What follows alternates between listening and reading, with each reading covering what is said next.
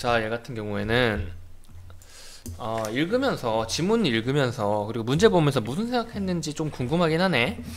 얘 같은 경우에는 흐름 잘 파악을 해줬으면은 사실 푸는데 별로 어려움을 못 느낄 만한 애예요. 만약에 얘가 어려웠다면은 지문 읽으면서 그냥 내용에 압도당했을 거야. 그러면서 무슨 말인지 잘 모르고 그냥 꾸역꾸역 읽으면서 풀어왔다고 생각이 되는데, 이런 유형 어려워하는 학생들 되게 많습니다. 보시면은 기억의 이유로 가장 적절한 것은 이죠. 기억을 읽어볼까요? 공시된 정보가 주가에 반영되는 시간이 점점 짧아지게 되면 주식시장은 더욱 효율적 시장에 가까워진다. 일단 정리해볼게요. 자, 정보가 주가에 반영되는 시간이 짧아질수록 효율적 시장이 된다라고 하죠. 그러면은 선지를 보면서 내용을 찾는다기보다는 지문에서 이 정보와, 파란색으로 합시다. 정보와 시간과 효율적 시장에 대한 내용이 연결이 될 거예요. 그리고 이 부분을 읽어보면 이처럼이라고 했죠. 이처럼이라고 했으니까 이 앞부분이 이 기억에 해당되는 내용일 거예요. 자, 그리고 나서 이 두 번째도 볼까요? 두 번째가 아니라 이 기억 다음도 볼까요? 자, 정보 시간이 짧아지면 효율적 시장, 그리고 공평하고 쉽게 접근하면 효율성이 높아진다. 그런 말이 무엇이냐면, 위를 보면서 일단 뭐 정보랑 뭐 접근성, 공평한 접근성, 이것도 효율적 시장을 만들어내는 요인이라고 했는데, 일단 기억에 대해서만 물어봤으니까 이 기억을 앞으로 봅시다. 이처럼이니까. 자, 정보 반영 시간도 주식시장의 효율성에 영향을 미친다. 정보가 시장에 유입되더라도 전파되는 시간은 차이가 발생할 수 있는데, 시간의 차이가 발생하면 어떻게 돼요?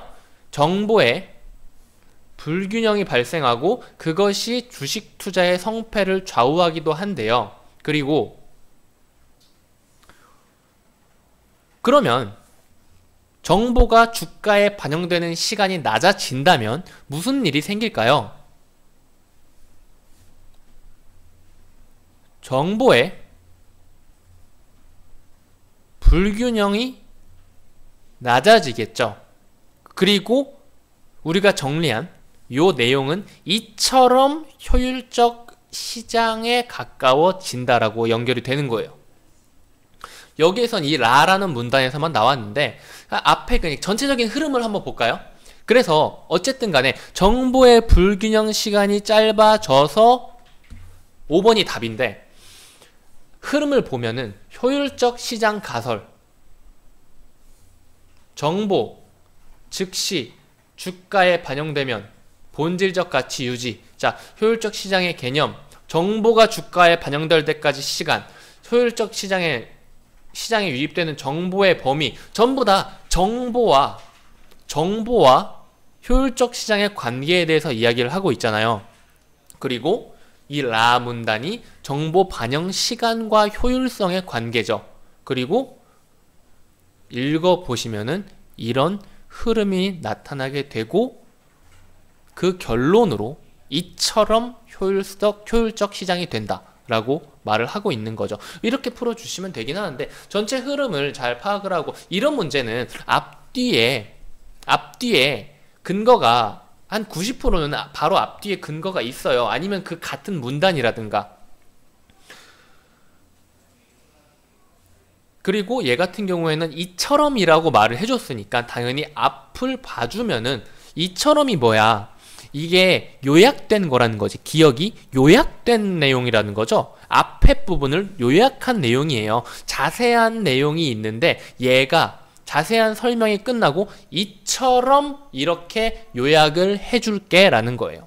그래서 얘 같은 경우는 앞부분, 어떤 문제는 뒷부분을 읽어야 될 수도 있어요. 어떤 문제는 조금 더 큰 범위를 읽어줘야 되는 문제들도 있는데, 이런 문제는 거의 다 앞뒤 몇 줄 정도 읽어주면 답이 나온 경우가 많습니다. 그리고 그렇게 여태까지 평가원이 많이 내왔고요. 그렇다고 모든 게 그렇다는 말은 아닌데 아까 말했잖아요. 90% 정도라고. 그래서 많이 생각을 해주셔야 돼요. 이런 문제 나올 때마다 이걸 하나하나 보면서 막 이런 내용들을 찾으려고 하는 게 아니라 기억의 이유로 가장 적절한 것은 이라고 했으니까 여기에 합당한 말이 하나밖에 없어. 나머지 4개는 틀린 말이란 말이에요. 틀린 말 혹은 없는 말인데 얘네를 찾는 건 솔직히 너무 비효율적이잖아요. 그래서 이해를 잘 해주셔야 돼요. 이해를 먼저 잘 해주시고 문제로 들어가야 됩니다. 무슨 말인지 아시겠죠? 이렇게 풀어주시면 되겠습니다. 여기까지 할게요.